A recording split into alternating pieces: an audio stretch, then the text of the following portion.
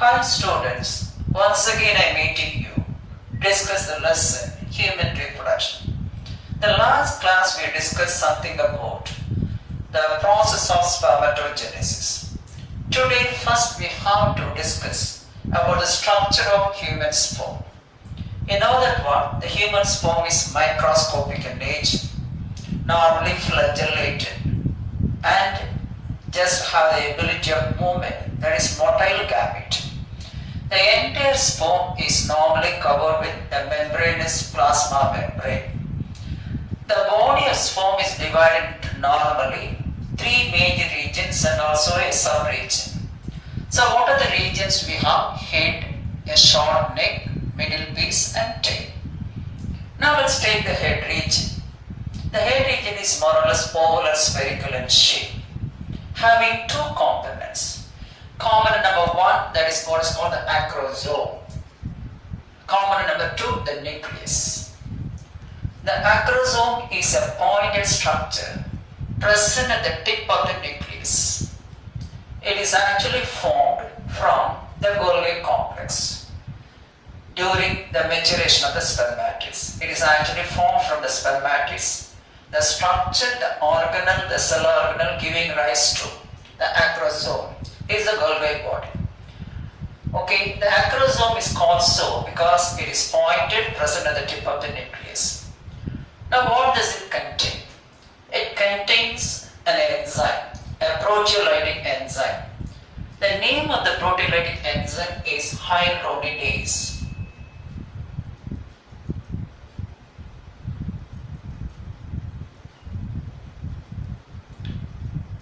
The name of the enzyme is called hyaluronidase. Is popularly called sperm lysine. Sperm lysine. Popularly called sperm lysine. In addition to hyaluronidase, we also have what is called zona lysine or acrosome. Acrosome. This is another one.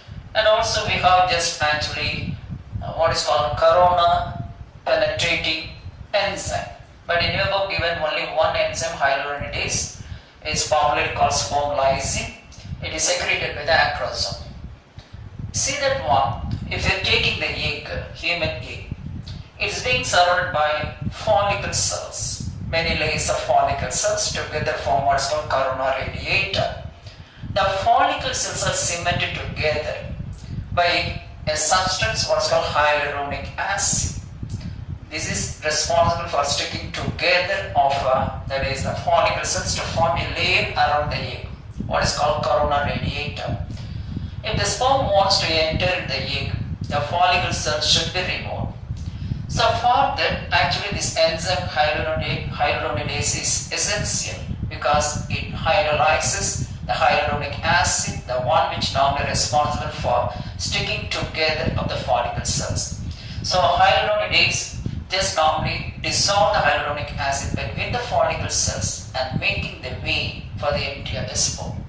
So anyway, the function of the hyaluronidase is the penetration of the egg during fertilization. So what is hyaluronidase? An enzyme, a proteolytic enzyme present in acrosome. What is its function? It is responsible for the penetration of the egg at the time of fertilization. That's about what we have the acrosome. Okay. So this acrosome is also technically called gania capitis.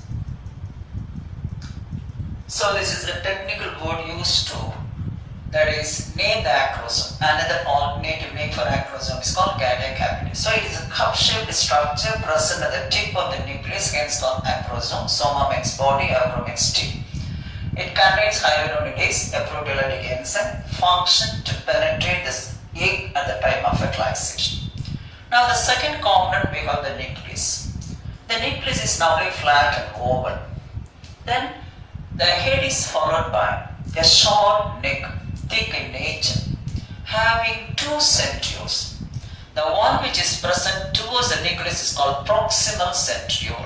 Centriole present towards the nucleus is called proximal centriole.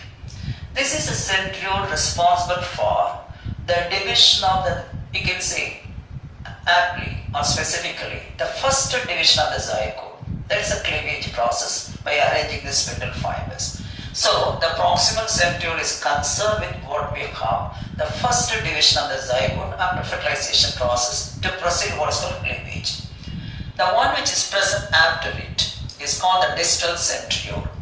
This centriole is responsible for the formation of axial filament, which is continued through the middle piece and then tail. The axial filament, the centriole, they have common structures. If you are making the cross section of the centriole either proximal or distal, as well as the axial filament, is being formed of 9+2 arrangement. It's common character for centriole. Then we have what is called the axial filament, etc. So that's about what we have: the centriole, proximal, distal, and axial filament. The axial filament passes through the mitochondria, passes through what we have the middle piece, then what we have the tail region. Now, in the middle piece we have mitochondria, the major component of the middle piece, mitochondria. Normally the cytoplasm is absent. That is, though we have the protoplasmic sheath, or we can say the plasma membrane, no, just cytoplasm. But in the case of middle piece, a thin layer of cytoplasm is present around the mitochondria. The thin layer of cytoplasm present around the mitochondria is called manganate. This is an entrance question. What is manganate? A thin layer of cytoplasm present in the middle piece surrounding the mitochondria. Now, in the middle piece, we have mitochondria. The mitochondria is spirally twisted. You can see that one is spirally twisted like this. The mitochondria is spirally twisted. Such a spirally twisted mitochondria is called nibencan. Nibencan. What is nibencan? Nothing but what is called mitochondrial spiral. So the mitochondria in the middle piece is normally spirally arranged or spirally twisted around the axial filament. Such a spiral arrangement of mitochondria is called mitochondrial spiral or nibencan. Now, what is the role of mitochondria? The mitochondria is responsible for the production of energy in the form of ATP for the movement of the spore. So that's about what we have mitochondria and nibencan. So manganate, a thin layer of cytoplasm present in the middle piece, and we have nibencan, nothing but the mitochondrial spiral around the axial filament. Now the tail is the longest part of the spore. It is slender and gradually tapering. It consists of a central axial filament. The central axial filament present, the tail region is called axone. Axone. So it is surrounded by what we have the protoplasmic sheath. So the central axial filament is called axone, and that is surrounded by what is called protoplasmic sheath. Normally, in an average, each ejaculates during coitus. Male releases 200 to 300 million sperms. So each ejaculate contains 200 to 300 million sperms during what is called coitus. Now, in that 200 to 300 million sperms, 60% of the sperms should have a normal shape. That is, out of this one, of which you have, that's 200 to 300 million sperms, 60% of the sperms must have a normal shape.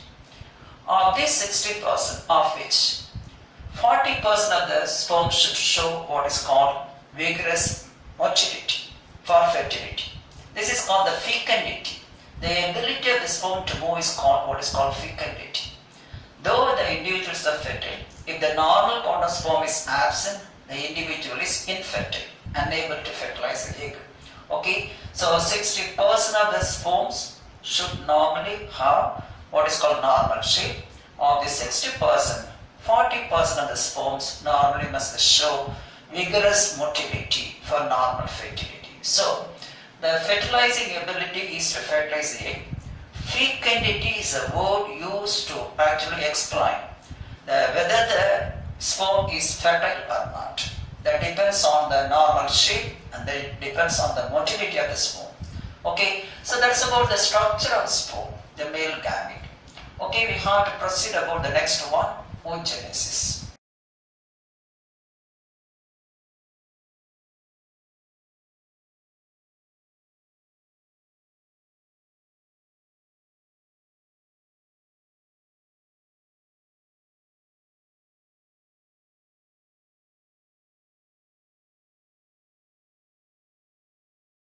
Now the next part in that lesson is oogenesis. I mentioned already oogenesis. Genesis means birth, formation. The developing egg is called oocyte. The developing egg is called oocyte. That's why the process is given the name oogenesis.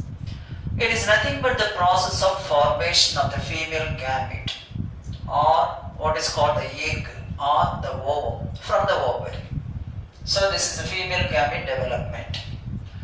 Now during fetal development, the embryonic development, certain cells of the germinal epithelium undergo repeated mitotic division to form what is called the ovum mother cell or oogonia. So repeated mitotic division of certain germinal cells by means of mitosis, they develop into just what is called oogonia or ovum mother cells. Now these oogonia, the cells become enlarged due to the growth. Due to the growth, they become enlarged to form the primary oocyte. To form the primary oocyte. So normally, the number of oogonia produced in what we can say in millions of oogonia, the ovum mother cells are produced during embryonic development or fetal development. After birth, in the case of female, there is no more addition of what we have, that is oogonia. Now in the case of male, the production of the sperm starts only at the time of puberty or after puberty. But here, oogenesis starts even before attaining the puberty, and now we have formed the oogonia ovum mother cells during the embryonic development or fetal development itself. So no more addition of oogonia after birth.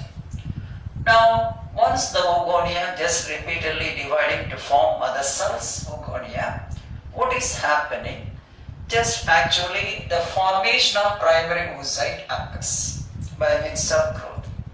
At this stage, the primary oocyte is arrested in its development. There is no more further actually changes occurring in the primary oocyte during the embryonic development. That means the formation of primary oocyte occurs during the embryonic development or fetal development itself, and unless the puberty is attained, the primary oocyte is normally arrested in its stage. There is no more movement, there is no more growth, there is nothing happens to the primary oocyte. It happens only after puberty. But there is no more addition of what we call the oogonia, the mother cells. So what is happening? The oogonia mother cells, they undergo growth and become enlarged to form a primary oocyte. Further development of the oocyte is arrested. Further development of the primary oocyte occurs only after attaining puberty.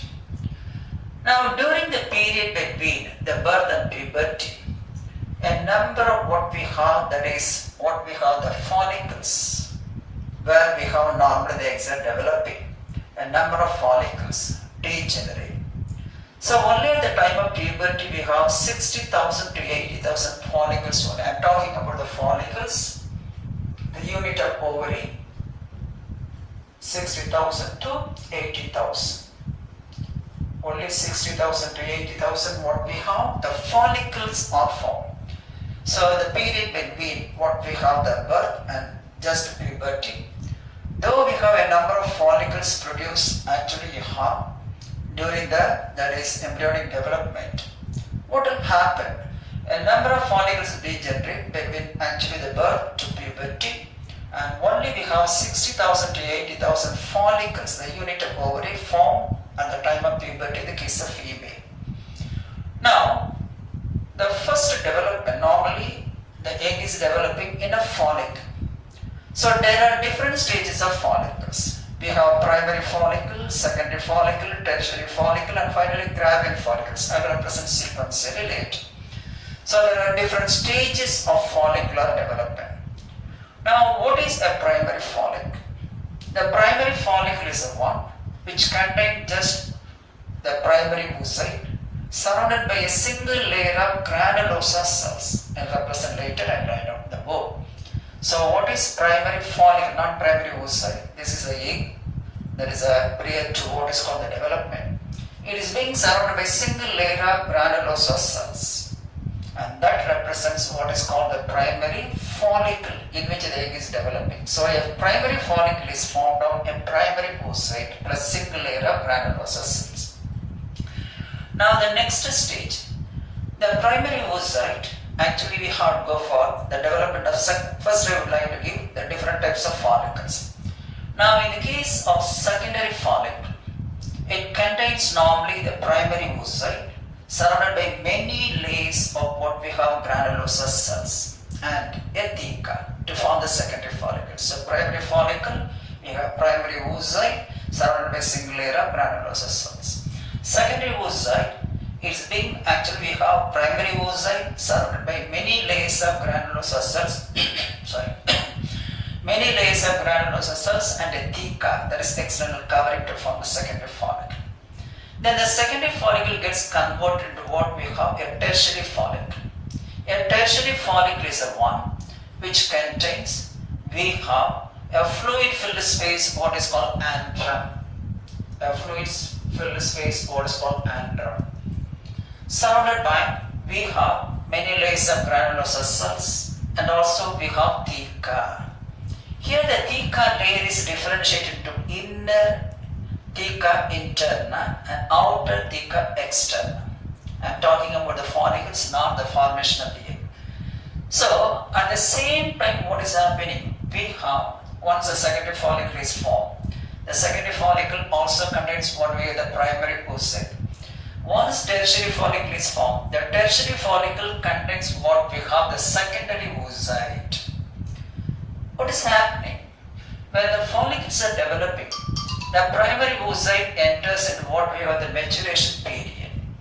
So the maturation, normally you know that one consists of meiosis 1 and 2.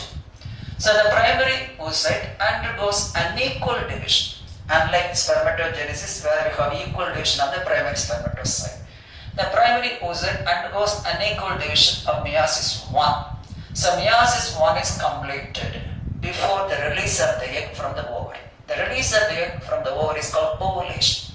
So formation of primary oocyte and then completion of first meiosis just occurs prior to or before the release of the egg. So the primary oocyte divides unequally into a larger cell with a n number of chromosomes called secondary oocyte and a smaller cell which is called normally just the first polar body. I made a mistake here. This is the second and this is the first.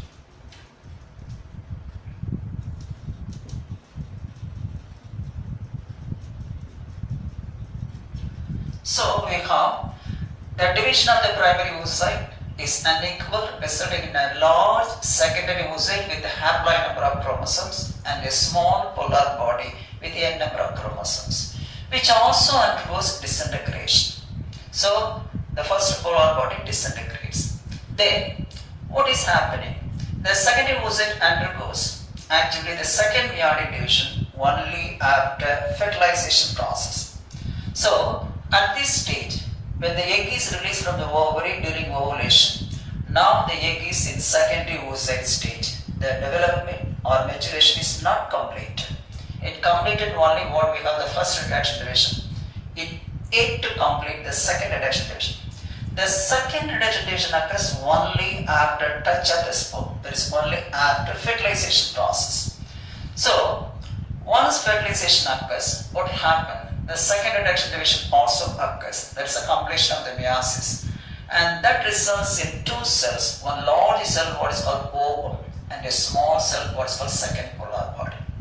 So at the end of first meiotic division, we have one secondary oocyte, one small polar body, which it disintegrates. At the end of second meiotic division, we have received ooting and then ovum. There is no differentiation process here, unlike what we have the sperm.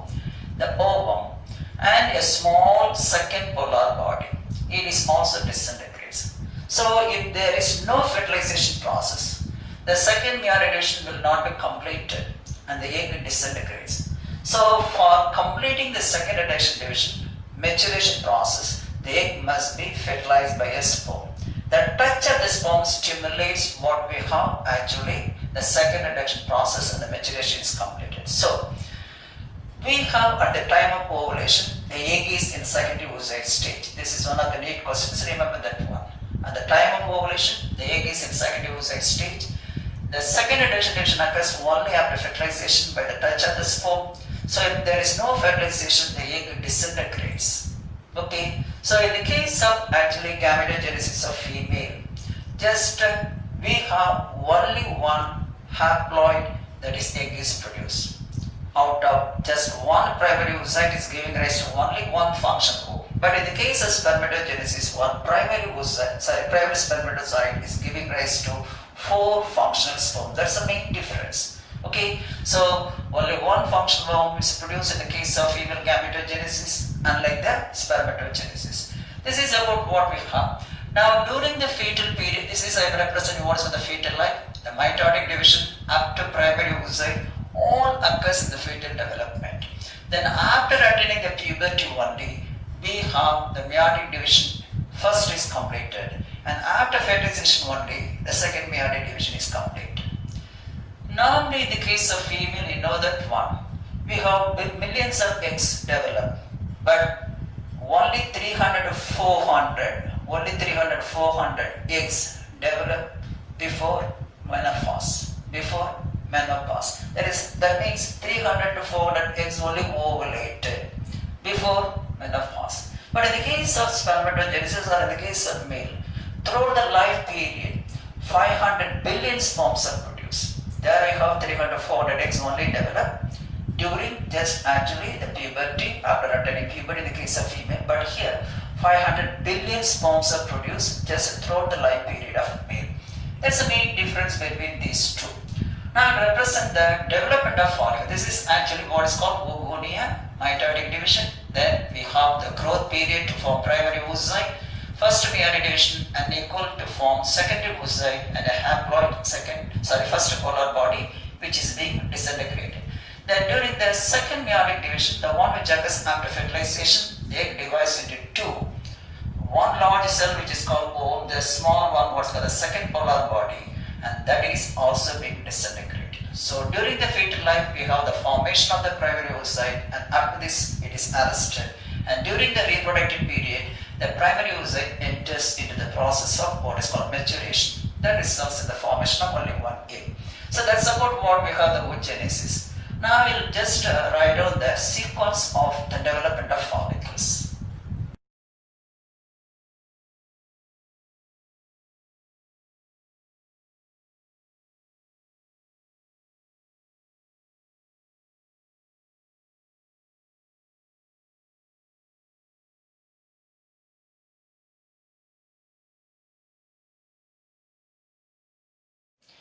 Now during fetal development, many primary follicles develop. But before attaining puberty, that is between puberty, that is also menopause stage, we can say. So many follicles undergo degeneration. So only at puberty, we have only 60,000 to 80,000 primary follicles. What does a primary follicle contain? So it contains a single layer of granulosa cells. Granulosa cells means dividing cells plus primary oocyte. The primary oocyte, the development is arrested during embryonic conditions. Now the primary follicle gets transformed into secondary follicle by developing many layers of granular cells. In addition, it contains what is called theca, the covering. Theca means covering, plus the primary oocyte. Now the secondary follicle is normally converted into a tertiary follicle. The secondary follicle is converted into tertiary follicle. What are the components present in a tertiary follicle? Many layers of granulosa cells. Number one, a fluid-filled space called andrum, formed by the disintegration of follicle cells. Then here, secondary oocyte. The primary oocyte already completed the first reduction division. Now it is in secondary oocyte stage. And also the theca, the covering, is differentiated into theca interna and theca externa. These are all the components present in a tertiary follicle. Now the next one, what we have, the tertiary follicle eventually get converted into a mature follicle. The name of the mature follicle is called Graafian follicle after the name of the person. Now it contains all these structures as in the case of tertiary follicle. Now it is ready to what we have ovulate. So by the rupture of this follicle only we have the release of the egg occurs, and that is called the ovulation process. This is because of the increase in the pressure within the Graafian follicle due to the presence of more and more fluid, what is called the space filled with fluid. That space is called andron. Fluid filled space is called andron. So this is being formed, the fluid is being formed because of the disintegration of the follicle cells, which increases the pressure within the follicle, the Graafian follicle. So it ruptures and releases the egg. That process of release of the egg from the Graafian follicle is called ovulation process. So this is about the development of follicle. Along with the hard study what we have the development of the egg, oogenesis process. Okay, oogonia, primary oocyte, secondary oocyte, and finally we have the ovum. That's all about what we have the oogenesis. We have to go for the next one, the structure of ovum and other developmental processes. So we have to go for all these things.